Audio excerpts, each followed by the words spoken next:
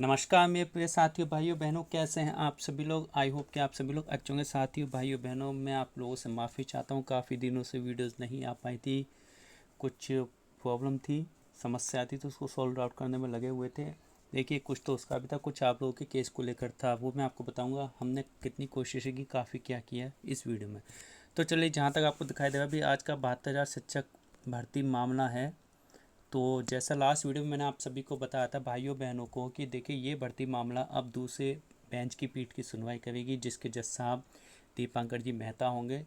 ठीक है ना, उनके अंडर में ये सुनवाई की जाएगी। ठीक है ना, अब वो क्या डिसीजन लेते हैं क्या नहीं लेते, भाई गवर्नमेंट तो अपना एक ही वो ना लेके बैठती है कि हमारे पास 6,000 जो प्लस पद खाली बचे हैं, हम उन्हीं पर भर्ती देंगे। केस चला, काफ़ी डेट पे डेट आई, डेट पे डेट आई और डेट पे डेट आती रहेंगी। आई होप कि इसका डिसीजन आया तो बहुत बड़ी बात है। ठीक है ना, और मेरे ख्याल से नेक्स्ट साल वोटिंग है, तो ये वोटिंग तक मामला खिंचने वाला है आपका। अब हमें ऐसी उम्मीद दिखाई देवे भाई, इतने में तो आदमी अगर 10 साल भगवान की तपस्या करे तो भगवान भी आके दर्शन दे दें। लेकिन गवर्नमेंट महज नालायक है, कुछ भी युवाओं का भविष्य नहीं सोच रही है कि कैसे क्या करना है।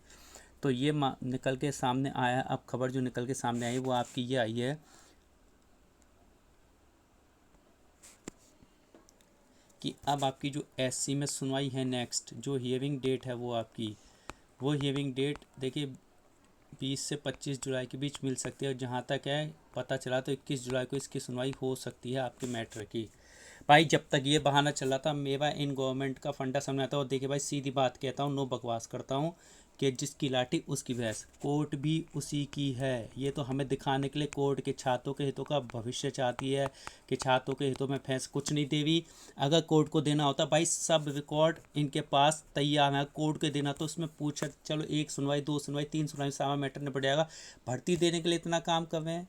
समझ में आता क्या नीति अपना रही है, क्या गवर्नमेंट है, क्या कोर्ट है। कोर्ट डेट दे देती है, मतलब कोर्ट सुनने के बाद भी सब कुछ पता होते हुए भी, सब कुछ होते हुए भी, सारे डॉक्यूमेंट कोर्ट चाहे तो भाई विद इन 5 to 7 डेज में डिसीजन आ सकता है। और इस हियरिंग पे अगर कोर्ट चाहे तो, अब ये नई पीठ में मामला गया है, इसके जज सुनवाई करेंगे, फिर से शुरू से सुनवाई होगी।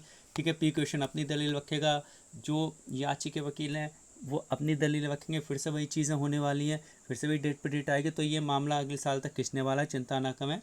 हमारे यहाँ गवर्नमेंट जॉब साथियों भाइयों बहनों, एक कहते हैं ना पंचवर्षीय योजना तो बहुत लंबी होती है, 15 वर्षीय योजना है।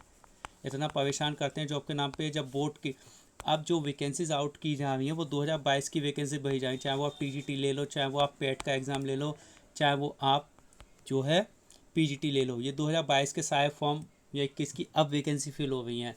अब इस चुनाव में जो नई भर्ती निकलनी है वो टाइम से हो पाएंगी नहीं हो पाएंगी। चुनाव का अगर यही सरकार आती है तो भाई टाइम की जगह के फिर से शपथ पत्र मंत्री पद बनेगा, फिर से मामला देखेंगे करेंगे।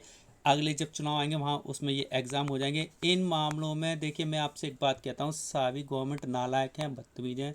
इन मामलों में सब एक जैसे हैं, कोई जॉब नहीं देना चाहते। भाई एक समझ आता है, अगर आप जॉब दे देंगे तो आपका क्या घिस जाएगा। जिसको जीतना है उसको वैसे भी जीतना है, ना देने से कुछ नहीं होगा। ये लोग सोचते हैं कि लास्ट टाइम पे फॉर्म निकाल देंगे, क्योंकि फंड की ज़रूरत होती है चुनाव के टाइम पे। अब ये फॉर्म निकालने ना, फंड की ज़रूरत है, फंड की ज़रूरत है चुनाव के टाइम पे। फॉर्म निकालने, फॉर्म वाला बच्चे बेवकूफ़ हैं जो फॉर्म भरते रहते हैं, कैंडिडेट बेवकूफ़ है, साहब कहता हूँ भाई। तो इसीलिए अब चक्कर में पड़ना बेकार है। अब वही बात, हमने क्या कोशिश की, हमने ये कोशिश की। देखिए हम लोग गए, आप यकीन नहीं मानेंगे, हम लोग लखनऊ गए। हम लोगों ने सचिव से मिलने की बहुत कोशिशें की कि हमें 5 मिनट की मुलाकात करवा दें, लेकिन हमारी कोई सुनवाई नहीं। हम लोगों ने देखिए 3 दिन लखनऊ में रहे हम लोग, 3 दिन हमने उनसे पहले उनकी बात की, पहले पता किया कि हाँ मिल सकते हैं, आ जाइए असिस्टेंट से। लेकिन उन्होंने बिल्कुल भी हमसे मिलने से मना कर दिया, क्योंकि हम कुछ शर्तों के साथ गए थे भाई। हम इन शर्तों के साथ गए थे कि ये शर्तें कि भाई ठीक है, जब जॉब देने के नाम पे आपके पास कुछ भी नहीं है, हलवा है, आपके पास कुछ नहीं है, पैसे नहीं है आम पब्लिक के लिए आपके पास देने के लिए। हाँ, प्राइवेट वालों के लिए कर्ज देने के लिए इनके पास बहुत पैसा है, क्योंकि वो देश को चला रहे हैं, फंड उनसे आता है सरकार को, वो अपनी मनमानी करते हैं।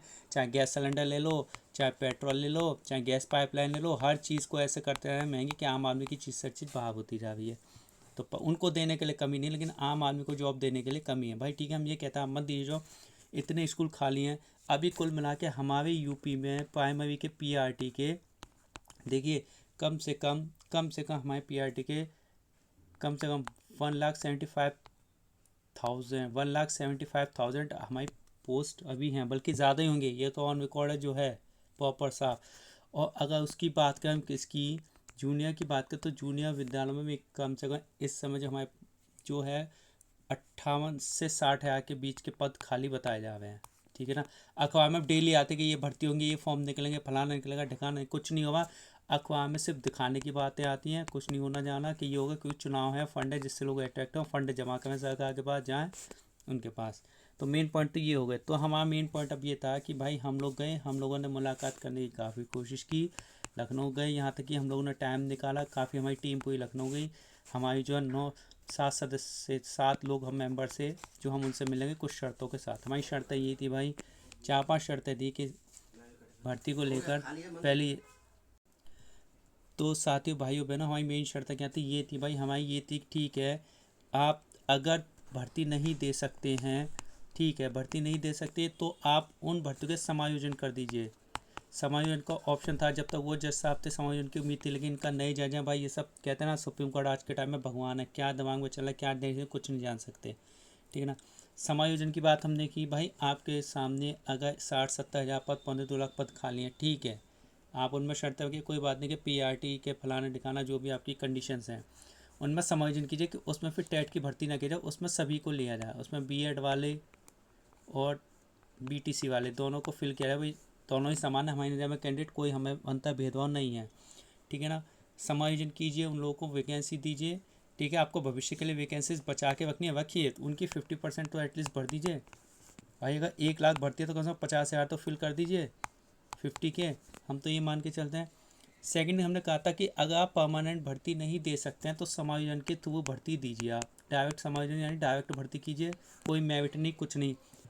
आपको अगर किस बेस पे सिलेक्शन करना है, 5 पॉइंट समझिए, किस बेस पे अगर टेट मेरिट लगानी है आप टेट मेरिट बेस पे कर सकते हैं। अगर उस पर भी नहीं करना तो आप अल्फ़ाबेटिकली नाम से कर सकते हैं। आप एक क्राइटेरिया बनाइए, सभी को भर्ती दिए। और हमने कहा जितने बल्कि याची हैं भाई, याची हमारे ज़्यादा नहीं है, याची ज़्यादा से ज़्यादा हमारे 30 के आसपास बैठेंगे, तो 50 पद तो बहुत ज़्यादा है। अगर 30,000 पद भी ये लोग कर लेते हैं तो हमारे सारी याचीज़ लगभग 99% लग जाएंगे इसमें, हमने ये पॉइंट भी रखा।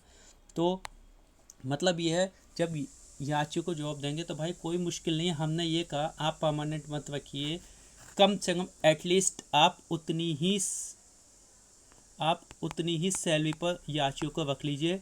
अगर परमानेंट तो संविदा पे ही, मतलब कि हमारा कहना रहता है ना परमानेंट ना संविदा, मतलब उनको आप जॉब से नहीं निकालें, कंटिन्यू से जॉब कराते हैं, कोई संविदा का चक्कर ना हो इसमें, 60 साल का भी नहीं तो कोई नहीं, लेकिन उनको जॉब से ना निकालो, सैलरी उनकी टाइम से टाइम देते हुए हैं, और जो इंक्रीमेंट है वो भी समय समय पर आप करते हुए हैं। तो ये उन्हें परमानेंट जॉब ही लग रही थी भाई, कि परमानेंट होगी फिर तो। हमने कहा सैलरी आप उतनी मत दीजिए, लेकिन एटलीस्ट सैलरी उतनी दीजिए आप, ठीक है ना, उतनी ही सैलरी दीजिए जो आपके गवर्नमेंट टीचर को मिल रही है। ठीक है ना, उतनी सैलरी दीजिए। अगर उतनी भी नहीं दे सकते हैं, सपोज़ कि आज के टाइम में भाई बहुत अच्छी सैलरी है, एक जो है प्राइमरी टीचर की सैलरी एटलीस्ट मैं बताऊँ कम से कम 50 के आसपास बैठ जाती है, 50 के।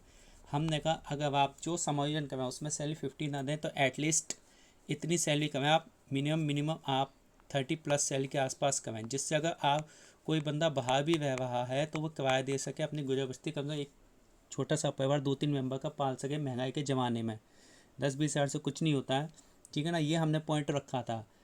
और दूसरी बात ये थी कि आप इंग्लिश की कक्षाएं चले, आप टेट सी टेट मांगते हैं, ठीक है मांगिए, लेकिन हम ये कहते हैं आप उन स्कूलों में सीबीएसई की भी क्लासेस शुरू कर दीजिए, सीबीएसई नहीं इंग्लिश पैटर्न पे शुरू कर दीजिए, और उसमें टीचरों की भर्ती कीजिए। यानी 2 फ़ायदे हो जाएंगे, एक पन दो कहां, 2 सेक्शन हिंदी मीडियम प्लस टीचरों को, जिनको इंग्लिश में पढ़ाने का, मीडियम में पढ़ाने का अनुभव वो इंग्लिश मीडियम में जाएँ, जिनको हिंदी में वो हिंदी में। हमने ये दोनों ऑप्शन लोगों के सामने रखे थे। हमने कुछ 5 या 6 पॉइंट्स उनके सामने लेके गए थे, अपनी लिस्ट पूरा एक एफिडेविट बनवा के गए थे। दूसरी बात ये था कि भाई हमने ये कहा था आने वाले टाइम में जो भी टेट के थ्रू भर्तियां करेंगे आप लोग, जो भी टेट के थ्रू आप भर्तियां करेंगे आप लोग, तो वो भर्तियां ओनली आप टेट के बेस पर ही करें, कोई सुपर टेट जिसमें चक्कर ना हो। ठीक है ना, सुपर टेट का चक्कर ना हो, कोई कट ऑफ का चक्कर ना हो। ठीक है ना, कोई सुपर टेट एग्ज़ाम ना हो, टेट के बेस पर वो भर्तियाँ गए, सिर्फ एक एग्ज़ाम दे सके जिससे कैंडिडेट। ठीक है ना, तो इस तरीके से हमने कुछ पॉइंट्स रखे थे। ठीक है ना, तो ये पॉइंट्स लेके हम गए, हमने सचिव जी से एक दिन हमको टाइम भी मिला था, लेकिन उन्होंने हमारी इस चीज़ को इग्नोर कर दिया। आनन फानन में वो फाइल उन्होंने रख ली, बहुत मुश्किल से टाइम, केवल 2 मिनट आए गए रखा और चल दिए। भाई ये कोई बात नहीं होती, आपको देखना चाहिए समय लेके, आपके पास कोई बंदा आया है आप एटलीस्ट, हम उससे 10 मिनट की मीटिंग करना चाहते थे, ज़्यादा 15 मिनट की मीटिंग करना चाहते थे, ज़्यादा करना। और हमने ये पॉइंट भी था उसमें कि जो TGT के PGT के एग्ज़ाम होंगे भाई, ठीक है ना, वो TGT PGT के जो एग्ज़ाम हो उनका जो कोर्स लेवल है, जो सिलेबस लेवल है, वो उसी हिसाब से रखा जाए, ज़्यादा हार्ड ना रखा जाए, ठीक है ना। ये चीज़ भी था उसमें। और इनमें से कोई भी एग्ज़ाम में नेगेटिव मार्किंग भी ना हो, तो ये सारी हमने रखी थी शर्तें।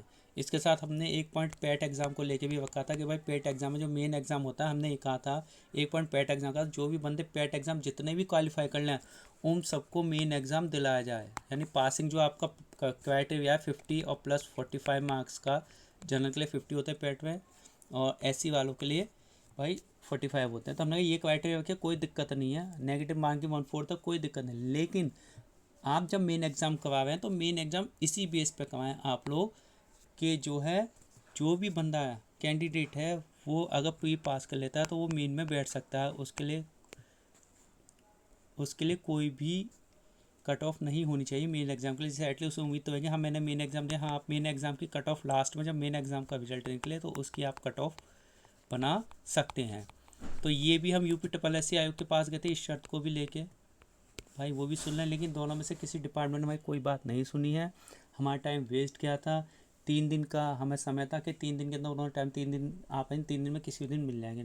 हम वहाँ भाई 7 दिन हो गए, हमारा पैसा खाना पीना रहना सब, लेकिन आप लोगों के लिए बस, ठीक है ना। कोशिश अब भी जा रही है। अब नेक्स्ट मंथ भी हम लोग देखिए लखनऊ जाएंगे, फिर से सचिव से मिलने, UPSSC आयोग भी जाएंगे।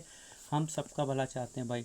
तो ये मेन था कि पॉइंट था कि 21 जुलाई को आपकी सुनवाई पॉसिबल हो सकती है इस केस पे, ठीक है ना। भर्तियों का वास्ता क्या आइडिया, हमने उनको क्राइटेरिया दिखाया। भाई हमसे बड़े बड़े ज्ञानी लोग बैठे हैं, हम इतने ज्ञानी नहीं हैं। हम तो अभी भी अपने आप को एक छोटा सा ह्यूमन बींग समझते हैं, उनके आगे कुछ नहीं, हम तो ये मान के चलते हैं। लेकिन फिर भी ज्ञानी होते हुए भी भाई ऐसी उल्टी सीधी हरकतें करते हैं कि भाई कुछ कहा नहीं जा सकता। बच्चों के भविष्य के साथ खिलवाड़ हो रहा है, बुढ़े हो जाते हैं, जीवन निकल जाता है नौकरी पाने के लिए। तो ये सारी चीज़ें रखी थी।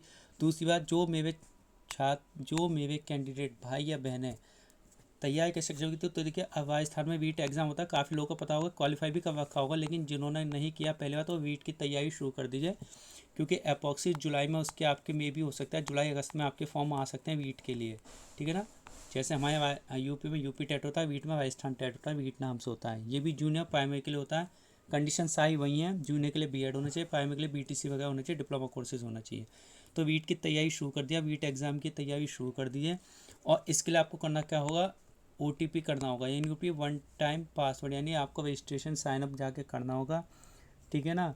राजस्थान की साइट पे जाकर, तो उस पर जाकर आप लॉगिन कीजिए, ठीक है ना। पहला वन टाइम आपका रजिस्ट्रेशन होगा, उसके बेस पे आप फॉर्म आगे बढ़ सकते हैं। उसमें बहुत लंबा फंड है उसमें।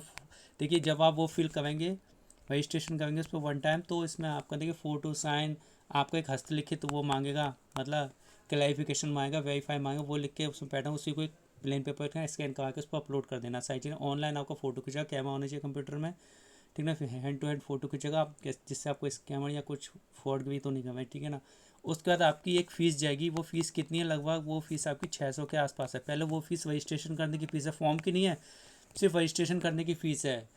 उसके बाद आप उसमें जॉब वैकेंसी देख सकते हो और वो भर सकते हैं। उसके बाद तब आप जॉब की फ़ीस अलग से देंगे उसमें, बिना उसके आप कोई फॉर्म नहीं भर सकते। आप अगर कोई फॉर्म दिखता भी राजस्थान में निकला है तो सबसे पहले वो रजिस्ट्रेशन ही करवाएगा, कि आप वन टाइम रजिस्ट्रेशन कीजिए, OTR कीजिए, ठीक है ना।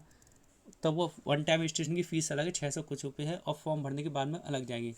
तो भाई अब फ़ीस इनके ज़माने में इतनी फ़ीस कर दिया कि बस पूछिए मत, इतनी फ़ीस जमा है इनके ज़माने में कि बस कुछ पूछिए मत। हाय तौबा मचा हुआ कि फ़ीस के नाम पे भी इन्होंने। तो बस यही था कि अब क्या कर सकते हैं, इंतज़ार कर सकते हैं, उम्र निकल रही है, कोई नहीं सोचते हैं। हाँ, अपने काम इनके बहुत जल्दी 24 घंटे में हो जाएंगे। नेताओं के काम, बिना पढ़ा लिखा नेता बन सकता है, लेकिन पढ़ा लिखा एक अच्छी जॉब नहीं पा सकता है। और जो जॉब है IAS PCS की, उसमें हर कोई नहीं जा सकता है, ठीक है ना। तो इनके काम जल्दी हो जाते हैं, इनके काम में कोई कमी नहीं है, जो जैसे चाहे पब्लिक को लूटने में लगा पड़ा है। तो ये थी आज की वीडियो, थोड़ी लंबी है, लेकिन देखिए आपके फ़ायदे के लिए वीडियो बनाई है मैंने। तो वीडियो कंप्लीट सब देखिए, वीडियो पसंद आए तो कमेंट कीजिए, शेयर कीजिए, चैनल को सब्सक्राइब भी कीजिए। नेक्स्ट वीडियो साथ ही भाई बना आप लोगों के सामने बहुत जल्दी लाऊंगा। तब तक क्लास वगैरह दिन शुभ, नमस्कार।